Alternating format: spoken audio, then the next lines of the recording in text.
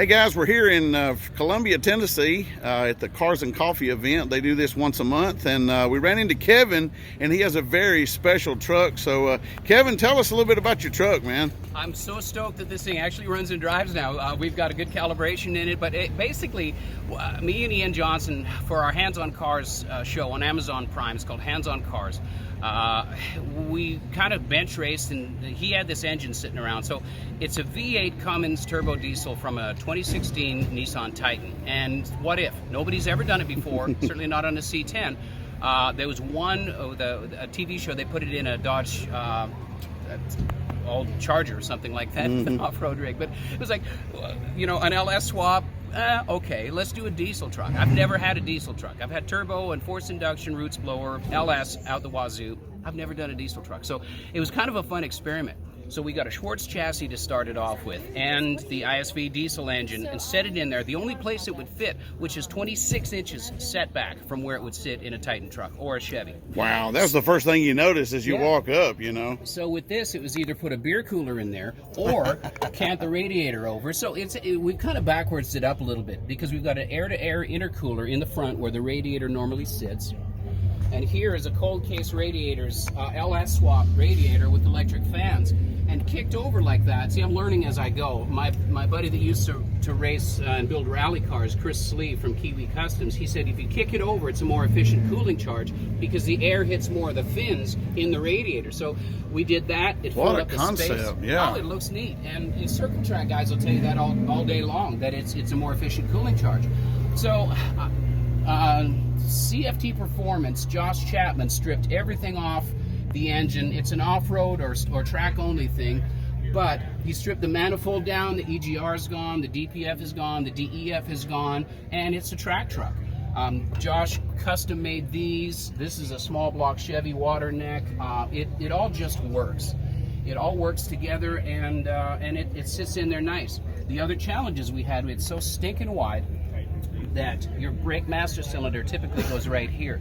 So this is the brake master cylinder now. Inside the engine, we literally took another C10 Chevy pedal box, put it right side by side. So my steering column is held by the pedal box that holds the brake pedal. And then the other one that actually holds a brake pedal is beside it. So that gives me the pedal configuration, the right geometry, the right throw, and the right function on the master cylinder. And your feet are kicked over a little bit, but not too much. Yeah. So it works. It all works together. Man, and the fit and finish is just absolutely insane. The color. Who did your paint? Oh, I did the paint. You did the paint. Yeah, wow. It's kind of what I do, and I teach people how to do it, so I better come up with a good paint job. But the carbon fiber ducts were a prototype from Muncie Speed. And one of the things that I'm most proud of is this intersection right here. To have that, all the panel gaps match and flow in. And you notice it too. It's a lot of work to do that, so I'm proud of that. I had some help from some good friends. Randy Borcherding, Jeremy Winters, Tim Strange helped put the windshield in and set the sheet metal on the front. But it's, you know, it's a lot of work. And the bed, wow, that must have taken a lot of time. The bed, well, everything on this truck is from a catalog, including the bed. The bed comes from a company called Smoky Road Rod Shop out of Georgia. And they do extruded aluminum bed boards. And the benefit of that is that you can send them a graphic file, like a vector image, and they can do the bed floor that you want. So that's how they did that. They've got a really natural wood look because he actually took high-resolution photos of crosscut lumber. So you can get wood looking lumber, or you can do your logo. You can do the logo or the carbon fiber look like you did. Yep. And I got to ask about that exhaust, man. That's off the chain. Isn't that ignorant? I love it. No, let's walk around there and check that out too. Wow, this spoiler, I mean, there's so much to see on this truck. So 9 Lives Racing comes up with a spoiler. They do functional aero for track cars. They're on Daytona. It's an adjustable functional aero wing. Of course, we got to put a tonneau cover in it, but, you know, over 160 miles an hour. But yeah, your exhaust, the way you brought it out there, that's insane. It was fun. You know, we get to mess around. Steve Longacre does my artwork, and we get to mess around on digital imagery before we actually start cutting metal.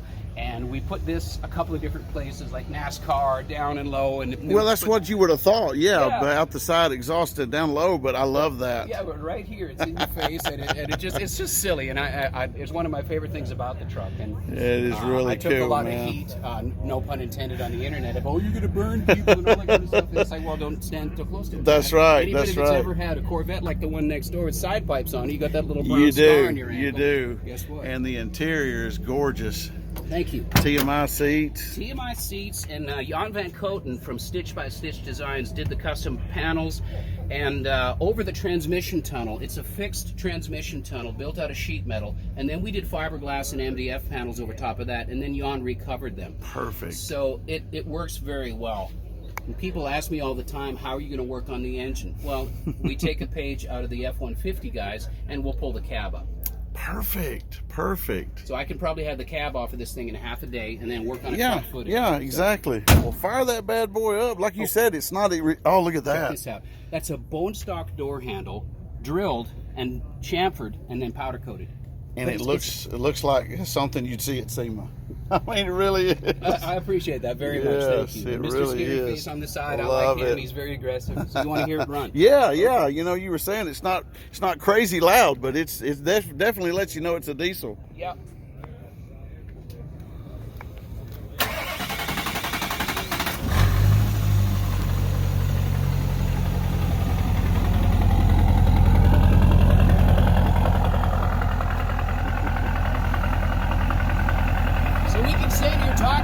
It's not that loud. Yeah. The turbo quiets it down a lot.